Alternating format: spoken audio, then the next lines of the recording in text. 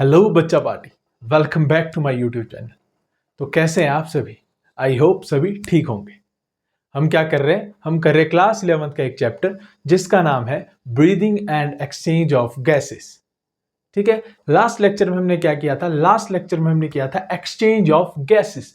थोड़ा सा रिकॉल करते हैं कि एक्सचेंज ऑफ गैसेस कैसे होती है हमारी बॉडी के अंदर। ठीक है, मेनली कौन सी गैसेस की बात की थी हमने? सिर्फ मेनली दो गैसेस की बात की थी हमने, कार्बन डाइऑक्साइड एंड ऑक्सीजन। ठीक है, वो किस पर डिपेंड करता है उनका एक्सचेंज हमारी बॉडी के अंदर? वो डिपेंड करता है किस पर? पार्शियल प्रेशर पर। किसके? गैस के पार्शियल प्रेशर पर। ठीक है, ऑक्सीजन के पार्शियल प्रेशर पे भी डिपेंड करता है और कार्बन डाइऑक्साइड का किस पे करता है? कार्बन डाइऑक्साइड के पार्शियल प्रेशर पर। ठीक है, क्लियर है?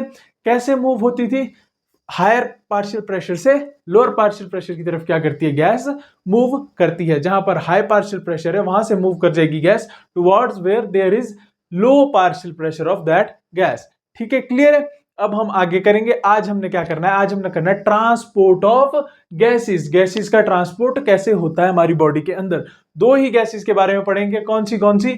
Carbon dioxide and oxygen. ठीक है, क्लियर है? दो गैसेस के बारे में देखेंगे। तो जब ट्रांसपोर्ट की बात आती है, अगर हम किसी भी चीज को ट्रांसपोर्ट करते हैं, सपोज दैट हम किसी सब्जी का, फ्रूट्स का, वेजिटेबल का, किसी का ट्रांसपोर्ट करते हैं, तो उसके लिए एक मीडियम की जरूरत होती है। किसकी जरूरत होती है? एक मीडियम की जरूरत होती है। वो मीडियम क्या होता है? सपोज दैट हम किसके थ्रू भेजते हैं? ट्रक्स के थ्रू, या फिर कोई और ट्रांसपोर्ट है, किसी और ट्रेन के थ्रू कोई सामान जा रहा है, तो उसमें जो मीडियम बन रहा है उस सामान को ट्रांसपोर्ट करने के लिए, वो मीडियम क्या है?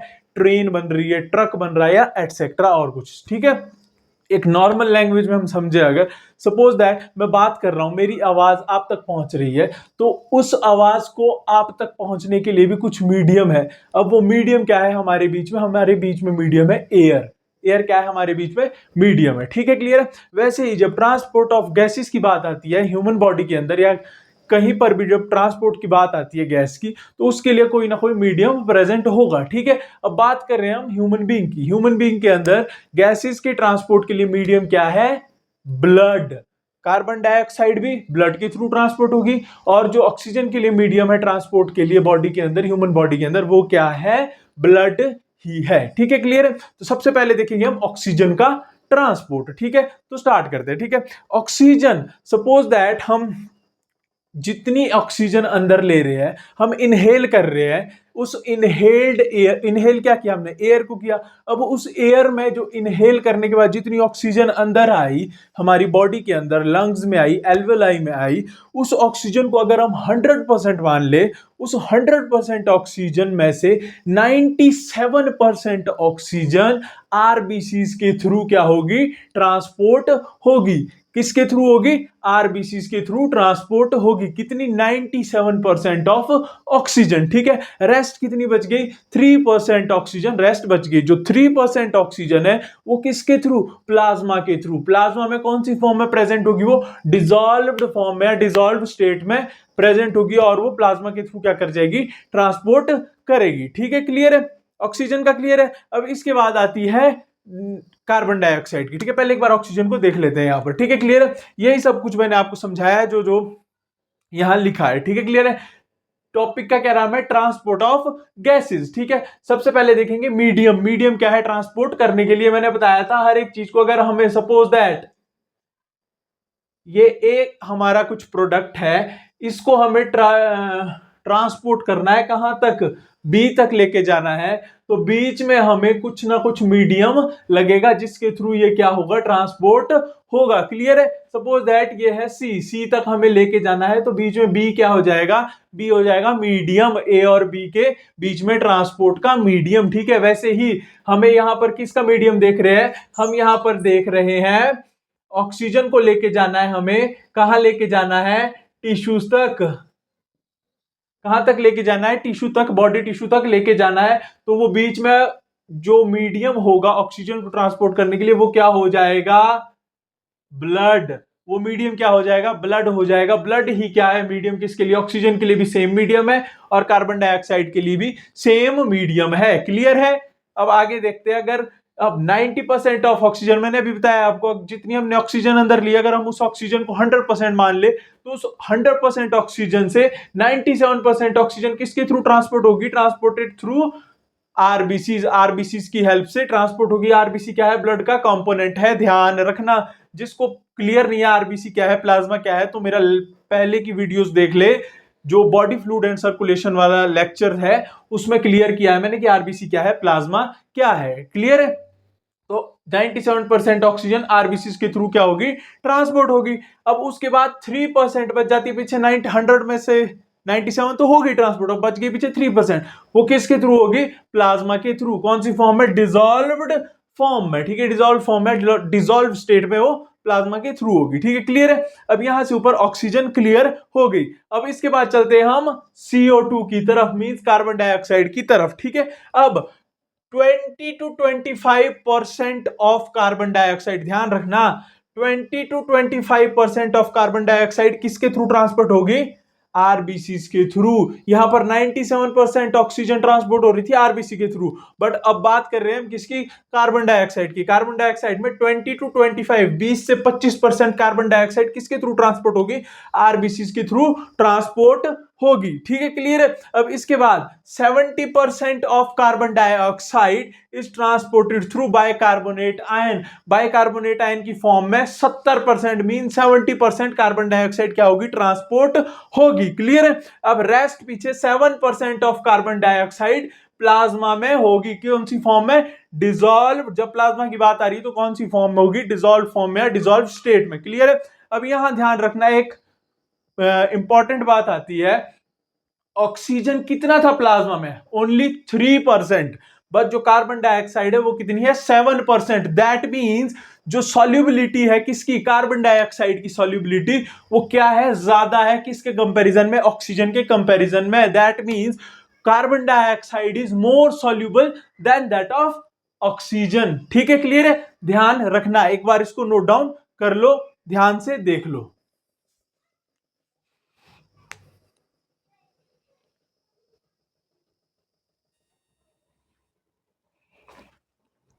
नोट डाउन कर लिया आप सभी ने?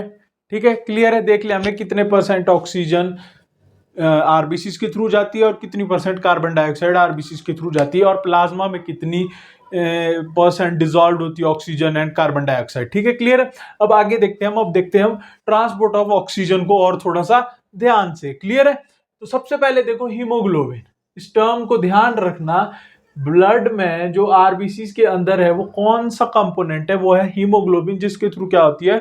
गैसेस की ट्रांसपोर्ट होती है, ऑक्सीजन और कार्बन डाइऑक्साइड की। ठीक है, क्लियर है? हीमोग्लोबिन को डिनोट करते हैं हम HB से। ठीक है, सबको पता है जब भी हम ब्लड टेस्ट करवाने जाते हैं तो डॉक्टर क्या लिखते हैं? HB टेस्ट करवा के आओ। तो वो क्या होता है? हीमोग्लोबिन टेस्ट करते हैं। ठीक है, हमारी बॉडी के अंदर कितना हीमोग्लोबिन प्रेजेंट है। ठीक है, क्लियर है? तो अब देखते हैं आगे, हीमोग्लोबिन क्या है? हीमोग्लोबिन एक आयरन कंटेनिंग पिगमेंट है। ठीक है, haemoglobin is an iron containing pigment, जिसका कलर क्या होता है? रेड होता है। दैट्स व्हाई जो हमारे ब्लड का कलर है वो क्या होता है? रेड होता है। क्यों क्यों होता है हमारे ब्लड का colour red? Because there is a pigment called haemoglobin. ठीक है, हीमोग्लोबिन क्या है? Haemoglobin is iron containing, iron containing क्या है? पिगमेंट है, जिसका कलर कैसा है? रेड है। रेड कलर होने की वजह से ब्लड का कलर क्या है? हमारे ब्लड का रेड कलर है। ठीक है, यहां पर भी लिखा है haemoglobin is an iron containing pigment, जो क्या है? रेड कलर का है। ठीक है, प्रेजेंट इन आरबीसीज। कहां प्रेजेंट होता है? ये मैं पहले ही बता चुका हूं, हीमोग्लोबिन प्रेजेंट होता है आरबीसीज के अंदर। ठीक है, क्लियर है? उसके बाद O2 bind with haemoglobin, haemoglobin के साथ ऑक्सीजन क्या कर जाता है? बाइंड कर जाता है। क्या कर जाता है? बाइंड कर जाता है। ठीक है, नॉर्मल भाषा में देखेंगे तो हीमोग्लोबिन के ऊपर चिपक जाता है कौन? ऑक्सीजन चिपक जाता है। ठीक है, क्लियर है? और क्या करता है फिर? हीमोग्लोबिन उसको ट्रांसपोर्ट करता है कहां? हमारी बॉडी टिश्यूज के पास, जहां जहां हमें ऑक्सीजन की रिक्वायरमेंट है। क्लियर है? अब ऑक्सीजन हीमोग्लोबिन के साथ जब बाइंड कर जाएगी तो किसकी फॉर्मेशन होगी? ऑक्सी हीमोग्लोबिन की। किसकी फॉर्मेशन होगी? Oxy haemoglobin. Oxygen plus haemoglobin, that means oxy haemoglobin. ठीक है, क्लियर है? अब यहां ध्यान रखने वाली बात क्या है? इंपॉर्टेंट बात है, जो कई बार क्वेश्चन पूछा भी जा चुका है नीट या अदर कॉम्पिटिटिव एग्जाम्स में या बोर्ड्स में भी एमसीक्यू की फॉर्म में। वो क्या है? जो हीमोग्लोबिन है एक हीमोग्लोबिन का molecule can carry 4 molecules of oxygen. One molecule of haemoglobin can carry 4 molecules of oxygen. ठीक है, एक मॉलिक्यूल हीमोग्लोबिन का, सपोज दैट ये क्या है, हीमोग्लोबिन का एक मॉलिक्यूल है। ठीक है, अब इसके ऊपर कितने बैठ सकते हैं? इसके ऊपर 4 सीट है ऑक्सीजन के लिए। दैट मींस अगर हम इसको हीमोग्लोबिन समझते हैं, एक हीमोग्लोबिन के ऊपर 4 सीट है। किसके लिए? 4 सीट है ऑक्सीजन के लिए। दैट मींस एक हीमोग्लोबिन का मॉलिक्यूल 4 ऑक्सीजन के मॉलिक्यूल को क्या कर सकता है? कैरी कर सकता है। क्लियर है? ऑक्सीजन के ट्रांसपोर्ट में क्लियर है? ठीक है, अब इसके बाद एक नोट, एक इंपॉर्टेंट बात जो ध्यान रखने वाली है, binding of oxygen with haemoglobin is depend on partial pressure of oxygen. मैंने बताया था ना, ट्रांसपोर्ट में, गैसेस के ट्रांसपोर्ट में सबसे मेन रोल किसका है? पार्शियल प्रेशर का ही सारा रोल है। ठीक है, क्लियर है?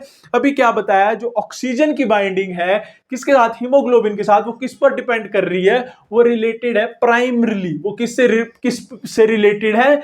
पार्शियल प्रेशर से। किसके पार्शियल प्रेशर से? ऑक्सीजन के पार्शियल प्रेशर से। ठीक है, क्लियर है? ध्यान रखना। अब इंटरफेयर, कुछ ऐसे सर्टेन फैक्टर्स जो क्या करते हैं, ऑक्सीजन की बाइंडिंग को, ऑक्सीजन और हीमोग्लोबिन की बाइंडिंग को क्या करते हैं? इंटरफेयर करते हैं। कुछ ऐसे फैक्टर्स है, वो क्या क्या फैक्टर है ध्यान रखना। एक तो partial pressure of carbon dioxide, hydrogen ion की कंसंट्रेशन। ठीक है, अब ज्यादा हो जाएगी, कम हो जाएगी, तो वो क्या करेगा? अफेक्ट करेगा। किसको अफेक्ट करेगा? बाइंडिंग को। किसकी बाइंडिंग को? ऑक्सीजन की बाइंडिंग को हीमोग्लोबिन के साथ। कौन से फैक्टर है वो है partial pressure of carbon dioxide, hydrogen ion की कंसंट्रेशन और टेम्परेचर। ठीक है, क्लियर है?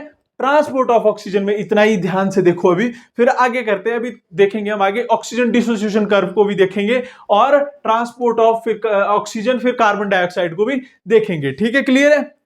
नोट डाउन कर लो इसको।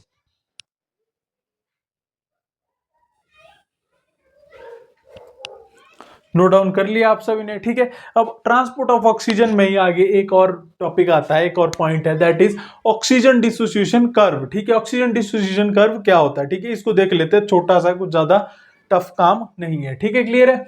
A sigmoid curve is obtained when percent saturation of hemoglobin is plotted against the partial pressure of oxygen. जब हम पार्शियल प्रेशर ऑफ ऑक्सीजन के अगेंस्ट किसका कर्व प्लॉट करते हैं, किसका ग्राफ प्लॉट करते हैं? Saturation of haemoglobin with oxygen. तो कैसा कर्व निकल कर आता है? एक सिग्मोइड कर्व, यहां दिख रहा होगा आपको, एक सिग्मोइड कर्व क्रिएट होता है, नजर आता है। अब इस सिग्मोइड कर्व को क्या बोला जाता है? Oxygen dissociation curve. क्या बोला जाता है? Oxygen dissociation curve. ठीक है, अब आप पूछोगे कि ये परसेंटेज सैचुरेशन क्या है, हीमोग्लोबिन की सैचुरेशन क्या है, परसेंटेज सैचुरेशन। ठीक है, तो इसको समझ लो ध्यान से आप। परसेंटेज सैचुरेशन मतलब, सपोज दैट अगर हम 100% क्या लेते हैं, एक आइडियल कंडीशन लेते हैं, बट होता नहीं है ऐसा।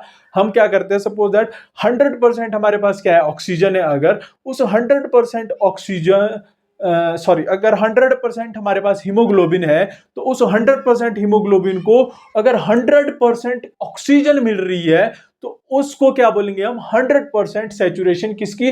हीमोग्लोबिन की। ठीक है, क्लियर है? एक और बार दोबारा समझते हैं। सपोज दैट 80% हीमोग्लोबिन को क्या मिल रही है?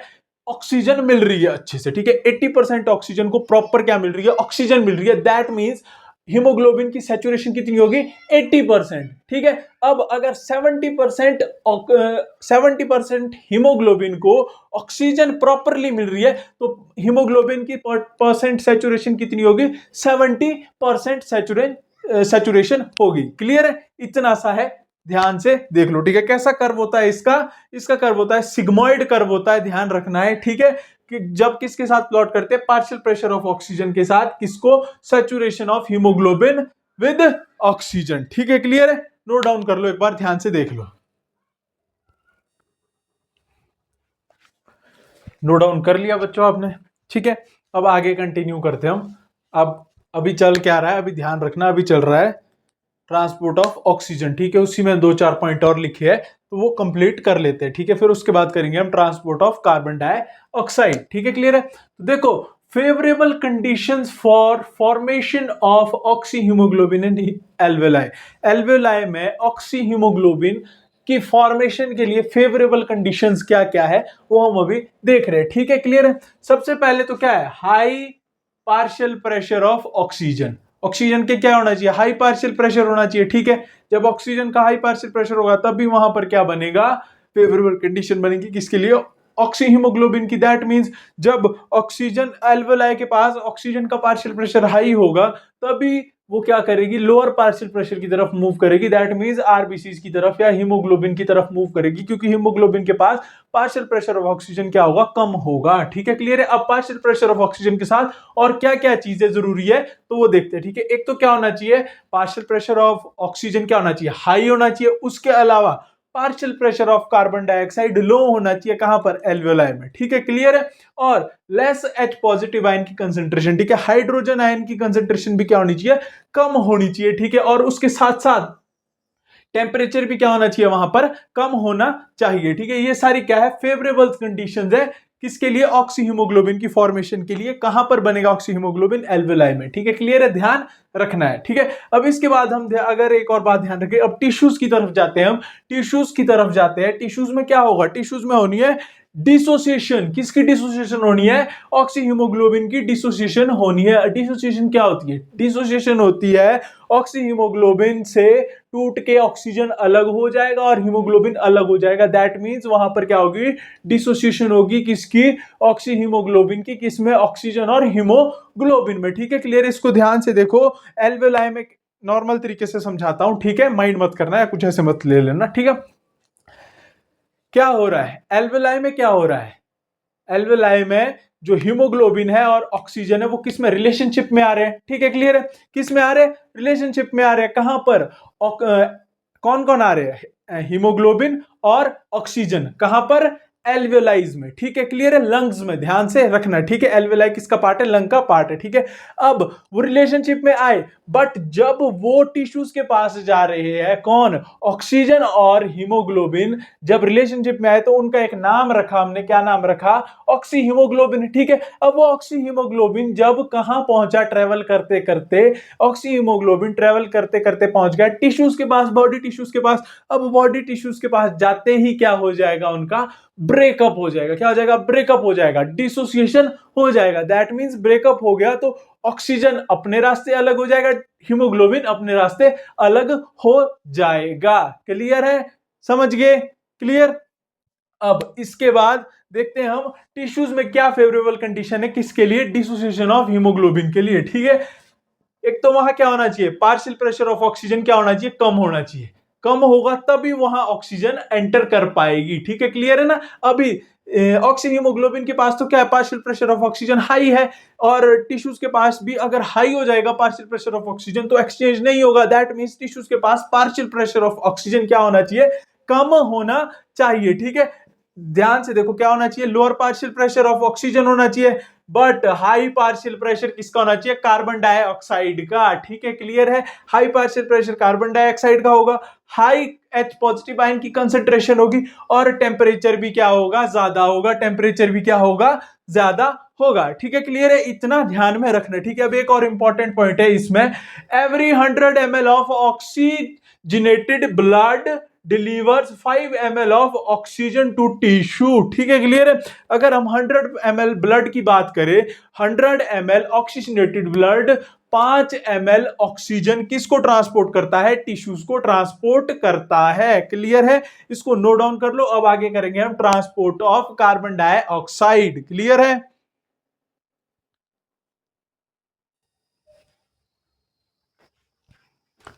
तो आप सभी ने नोट डाउन कर लिया।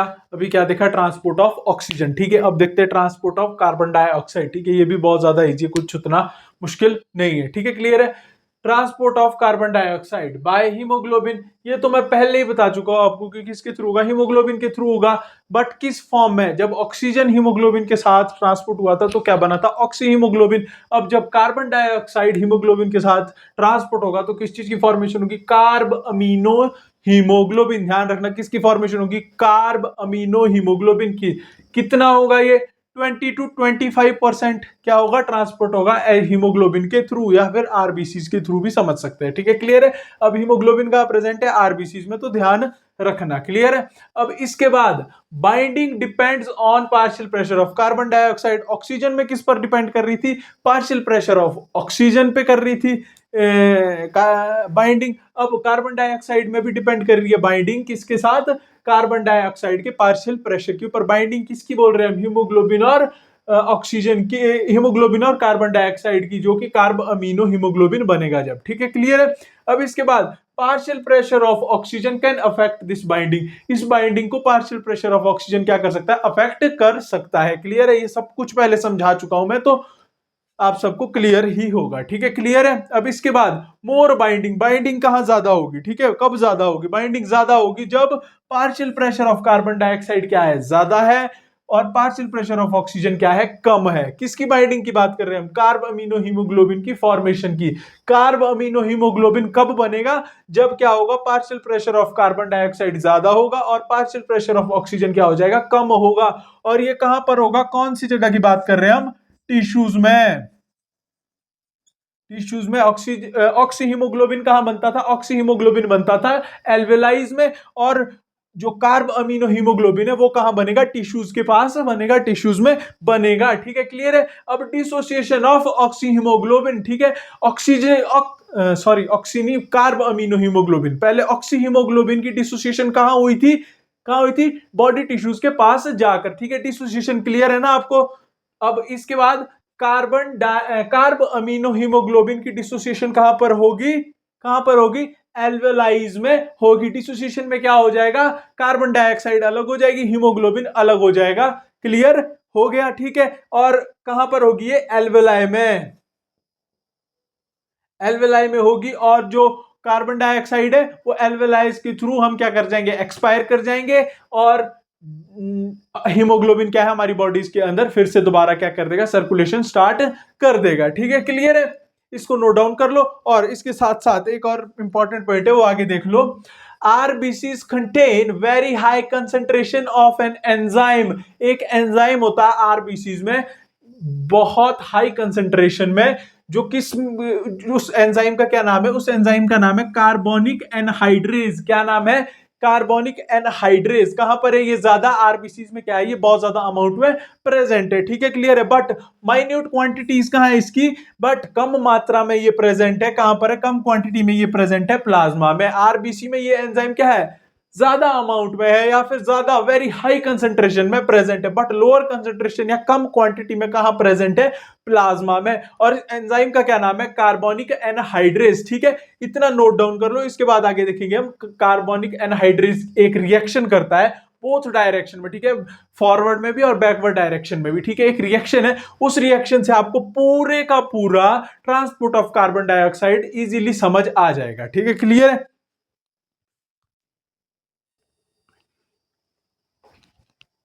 तो नोट डाउन कर लिया आप सभी ने। अब देखते हैं हम एक रिएक्शन। ठीक है, क्लियर है? कार्बोनिक एनहाइड्रेज देखा था हमने। अभी कहां पर होता है? ज्यादा अमाउंट में होता है ये आरबीसी के अंदर, और लेस अमाउंट में कहां प्रेजेंट होता है? प्लाज्मा के अंदर। ठीक है, अब इसकी एक रिएक्शन देख लेते हैं। ठीक है, CO2 प्लस टिश्यू। यहां ध्यान रखना, ये जो साइट है, ये साइट है टिश्यू। ये वाली एरिया कहां है? ये हो रहा है टिश्यू में, और ये आखिर में कहां हो रहा है? ध्यान रखना। ठीक है, क्लियर हो जाएगा अभी आपको। ठीक है, टिश्यूज में क्या हो रहा है? कार्बन डाइऑक्साइड और वाटर कार्बन डाइऑक्साइड और वाटर कार्बोनिक एनहाइड्रेज के साथ मिलकर क्या बना रहा है? H2CO3। किसकी फॉर्मेशन हो रही है? H2CO3 की। कार्बन डाइऑक्साइड और वाटर मिलकर H2CO3 बना रहे, किसकी प्रेजेंस में? कार्बोनिक एनहाइड्रेज की प्रेजेंस में। ठीक है, क्लियर है? अब ये फर्दर रिएक्शन होगी आगे, और जो H2CO3 है, ये कार्बोनिक एनहाइड्रेज की फॉर्म में किस में कन्वर्ट हो जाता है? HCO3 means bicarbonate. किस में कन्वर्ट हो जाता है? Bicarbonate. HCO3 negative plus H positive ion में कन्वर्ट हो जाता है। ठीक है, कहां पर? एल्वेलाई में। दैट मींस ये क्या है पूरा? ये है कार्ब अमीनो हीमोग्लोबिन। ठीक है, क्या है? कार्ब अमीनो हीमोग्लोबिन है। ठीक है, एल्वेलाई टिश्यूज में क्या था? Carbon dioxide and water. इन्होंने कार्बोनिक एनहाइड्रेज की साथ मिलकर क्या बना दिया है? CO3 negative means bicarbonate ion बना दिए। ठीक है, अब ये बाइकार्बोनेट आयन कहां बने, एल्वेलाई के पास जाके बने, और ये एल्वेलाई में क्या हो जाएंगे, डिसोसिएट हो जाएंगे। क्या हो जाएंगे, डिसोसिएट हो जाएंगे। H अलग हो जाएगा इसके साथ और CO अलग हो जाएगा। ठीक है, क्लियर है। हाइड्रोजन आयन अलग हो जाएंगे इससे और कार्बन डाइऑक्साइड अलग हो जाएगी। ठीक है, और वो कार्बन डाइऑक्साइड कहां चली जाएगी, एटमॉस्फेयर में बाहर, एक्सपायरेशन की प्रोसेस की हेल्प से बाहर चली जाएगी। ठीक है, और मैंने बताया था ये जो रिएक्शन होती है क्या होती है, बोथ डायरेक्शन में होती है, बैकवर्ड एंड फॉरवर्ड डायरेक्शन में होती है। ठीक है, अब ये जब बैकवर्ड डायरेक्शन में होगी, बैकवर्ड डायरेक्शन में क्या होगा, HCO3 नेगेटिव क्या बना देगा, H2CO3 किसकी फॉर्म में, कार्बोनिक एनहाइड्रेज की फॉर्म में। ठीक है, अब ये H2CO3 फिर से कार्बोनिक एनहाइड्रेज की फॉर्म में क्या बन जाएगा, CO2 प्लस H2O। ठीक है, कार्बन डाइऑक्साइड और वाटर। ठीक है, बैकवर्ड और फॉरवर्ड डायरेक्शन में, ये दोनों डायरेक्शन में ये रिएक्शन होती है। क्लियर है। अब इसके बाद एक और इंपॉर्टेंट चीज है, 100 लिखना है, 100 ml of deoxygenated blood can carry 4 ml of carbon dioxide to the alveoli। ठीक है, अभी देखा था हमने ऑक्सीहीमोग्लोबिन में, तो 100 ml ऑफ ऑक्सीहीमोग्लोबिन क्या करता था, 5 ml ऑफ ऑक्सीजन किसको ट्रांसपोर्ट करता था, टिश्यूज को। बट अब हम बात करें डिऑक्सीजनेटेड ब्लड या फिर कार्ब अमीनो हीमोग्लोबिन की, वो क्या करता है, कार्ब अमीनो हीमोग्लोबिन या फिर deoxygenated blood, 100 ml deoxygenated blood carry करता है 4 ml of carbon dioxide to alveoli, जो क्या हो जाती है, एक्सपायर हो जाती है बाद में। ठीक है, क्लियर है। इसको नोट डाउन कर लो आप इस रिएक्शन को, और ये साथ में जितना भी लिखा है। अब इसके बाद हम आगे करेंगे सेंटर के बारे में कि कौन सा रेस्पिरेटरी सेंटर है हमारे ब्रेन में। ठीक है, क्लियर है।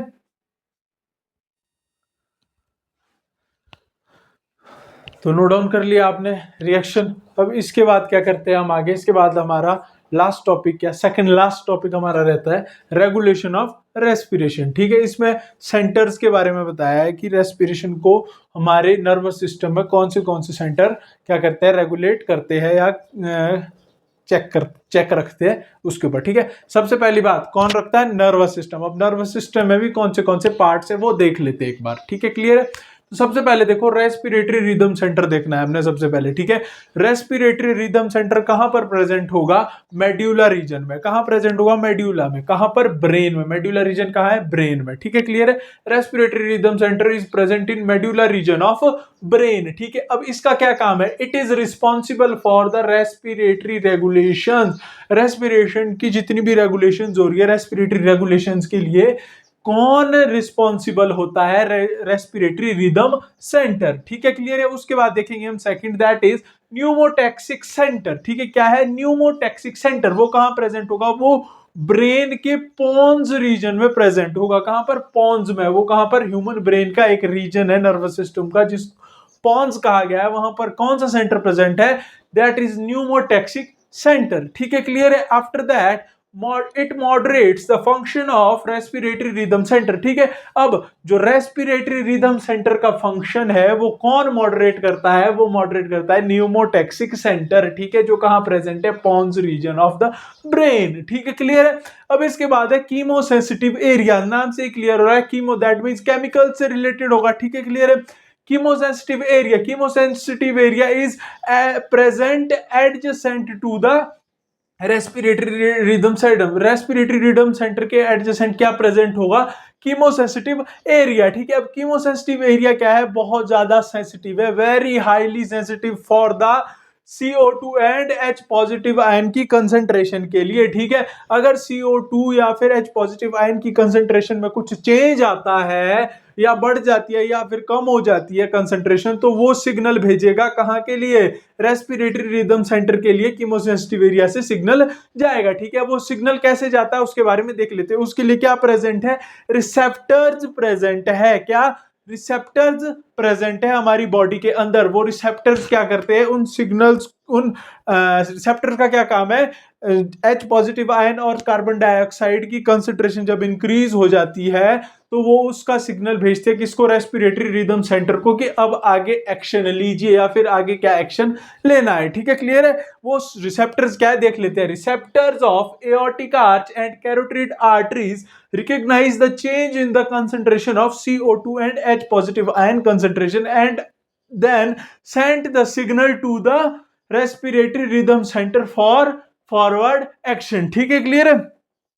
कौन से एओर्टिक आर्च और कैरोटिड आर्टरीज के जो रिसेप्टर है वो क्या करते हैं, रिकॉग्नाइज करते हैं क्या, चेंज किसमें, concentration of H positive ion N and CO2 की कंसंट्रेशन में चेंज क्या करते हैं, रिकॉग्नाइज करते हैं और उसके बाद सिग्नल भेजते हैं रेस्पिरेटरी रिदम सेंटर को।